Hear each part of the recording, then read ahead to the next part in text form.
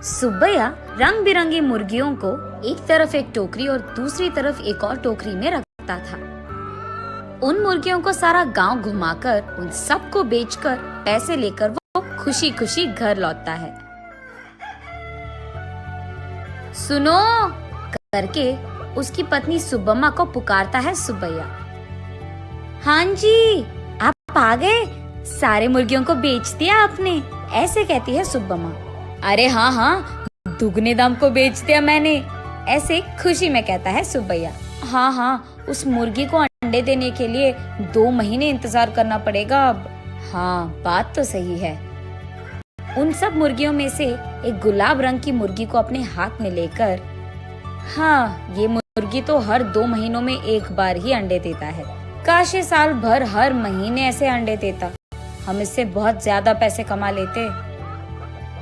ये कहकर उस मुर्गी को वही जमीन पे छोड़ देता है सुब्बैया। चलो छोड़ो जी, इसी मुर्गे के वजह से तो हम कुछ तो भी कमा पा रहे हैं, अब उसी से काम चलाना होगा। अब चलो, खाने का वक्त हो गया, खाने आ जाइए आप। उस रात के 12 बजने के बाद सुब्बैया धीरे से नींद में जागकर अपनी आंखें खोलता है। उसके बगल में मौजूद सुब्बम्मा गहरी नींद में थी। इसी को मौका मानकर सुब्बैया धीरे से एक चाकू को लेकर बाहर जाता है। बाहर टोकरी के नीचे मौजूद उस गुलाब रंग की मुर्गी को वो बाहर निकालता है और उस मुर्गी से सुब्बैया ऐसे बात करता है। हर महीना अगर तू अंडा देगी तो तेरा कुछ जाएगा क्या? या फिर तुझे इस बात की घमंड है कि तू एक ही है जो रंग बिरंगे अंडे देती है? आज मैं तेरा घमंड उतार दूंगा।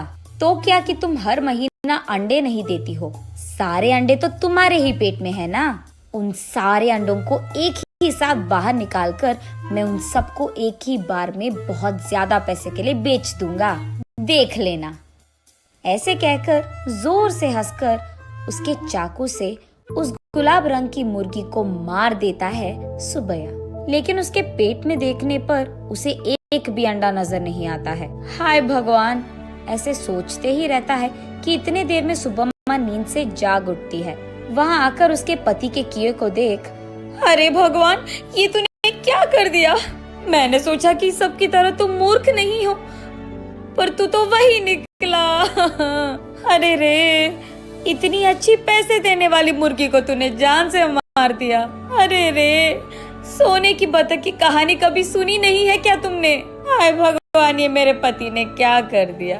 तुझे लालची बनने की क्या जरूरत थी? ऐसे वो रोती रहती है कि इतने में ए सुनो, क्या कर रही है तू? सुब्बम्मा उठो, क्या हो गया तुझे?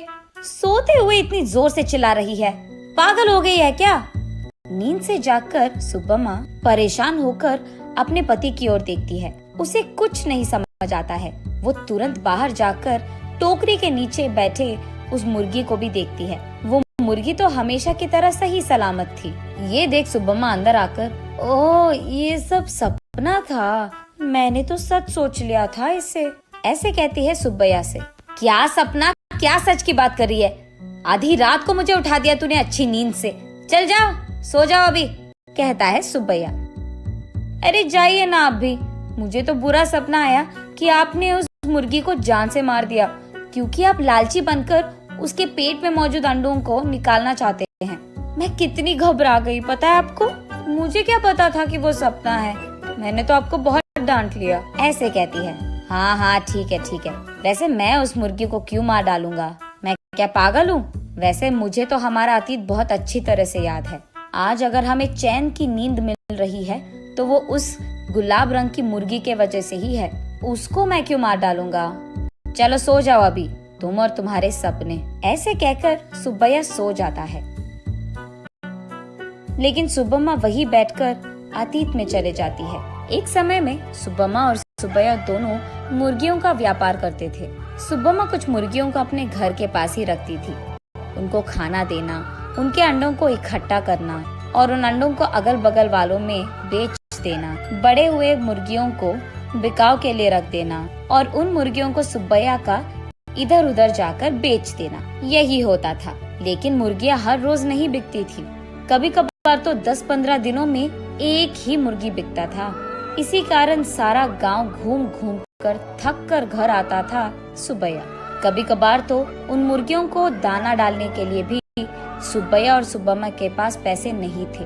तब एक दिन सारा दिन घूमकर थके हारे सुब्बैया उसके घर लौटता है। घर आकर वो बरामदे में बैठता है और उसके बगल में सुब्बम्मा खड़ी रहती है। क्या आज भी एक भी मुर्गी नहीं बिकी? वो ऐसे पूछ ही रही थी कि वहाँ एक साधु आता है।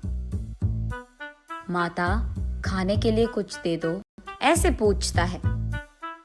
थका हुआ सुब्बैया, ए साधु, हमारे पास ही खाने के लिए कुछ नहीं है, अब तुम्हें क्या दे? अगर चाहिए तुम्हें तो हमारे पास बहुत सारे मुर्गियां हैं, एक लेकर जाओ, ऐसे कहता है। तब साधु छोटा सा हंसी एक देकर, मुर्गी का मैं क्या करूँगा बेटा, मैं मांस नहीं खाता हूँ, मेरे पास ही एक मुर्गी है, इसको तुम ही पालो, ये लो।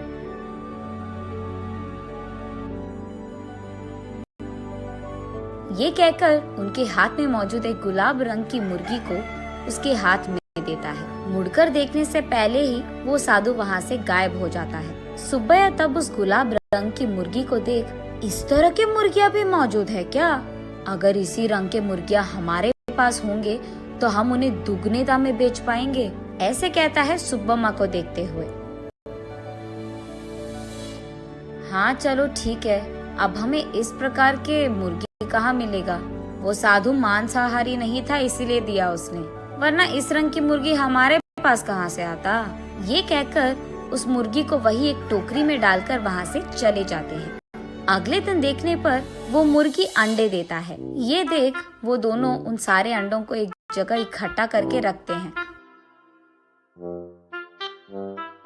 कुछ दिन बाद उन अंडों से बाहर आए मुर्गियों को देख सुब्बम्मा आश्चर्यचकित हो जाती है।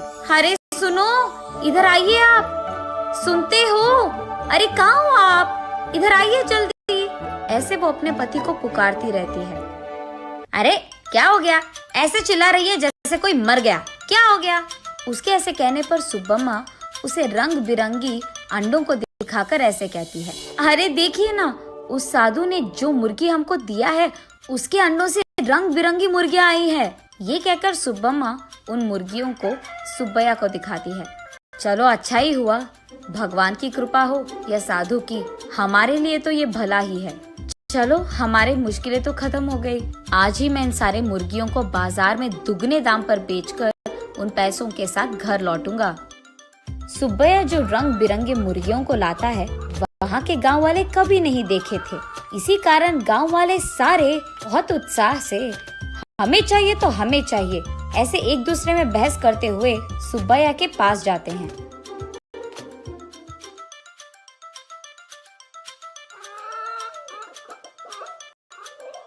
ऐसे वो मुर्गी 1 महीने में सारे दिन अंडे देकर, फिर 2 महीने बिना अंडों के, फिर उसके बाद 1 और महीना सारे दिन अंडे देते हुए रहती थी। अब उन्हीं महीनों में सुब्बैया भी अंडों को जमा करके उन्हें बाजार में बेचता था। ऐसे ही कुछ ही दिनों में पति पत्नी दोनों कमाए हुए पैसों के कारण चैन की नींद सोने लगते हैं।